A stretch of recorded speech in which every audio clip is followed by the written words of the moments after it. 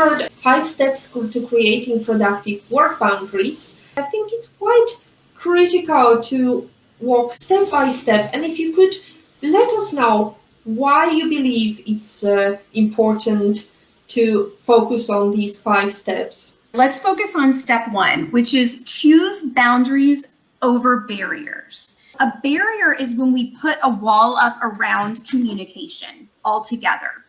So we don't want to set barriers in place because barriers are us just ignoring.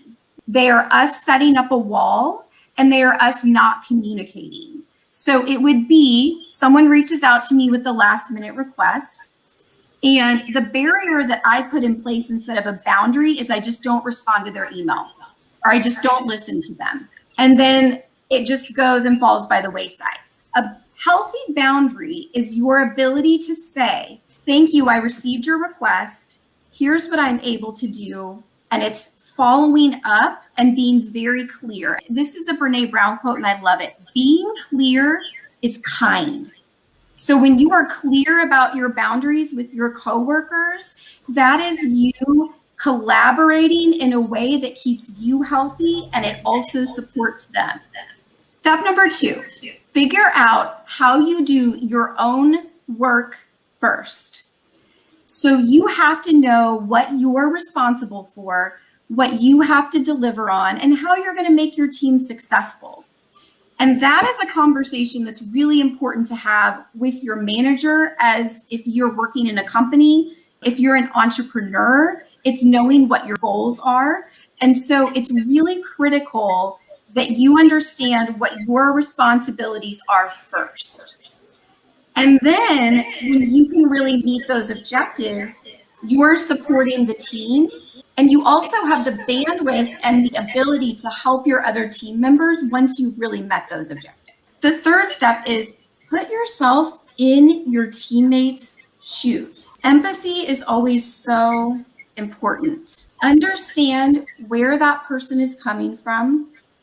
Understand the goals, the objectives that they have. Understand where the shared wins can happen. And that's where we can kind of collaborate over boundaries too, because sometimes it's saying, I can't get you the 5 things that you need this week, but we could scale them back a little bit and I can get you these 3 things. So make sure that when you're having a boundary conversation, that you really are understanding where that person is coming from, what their goals are, and how they align with your individual goals as well. Step number 4 is make agreements in terms of the team's greater good. It's really important when you are setting boundaries on your team and collaborating that you all understand what collective success looks like. What does success look like for our team? What does it look like for me, who's an individual on the team? And what does it look like for our teammates? And how do we all honor each other's boundaries and each other's goals so we can collectively be successful? And then step 5 is give based on long-term benefit, not short-term fears. How many times are we fearful that when we set a boundary with someone, we're afraid of their response?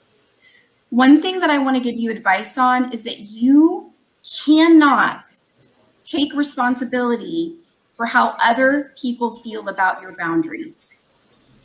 You have to be the one who knows how to keep yourself healthy, your team healthy, and you have to set those boundaries and know that if you're doing it in this collaborative way that we just shared, that you can't be responsible for someone's reaction.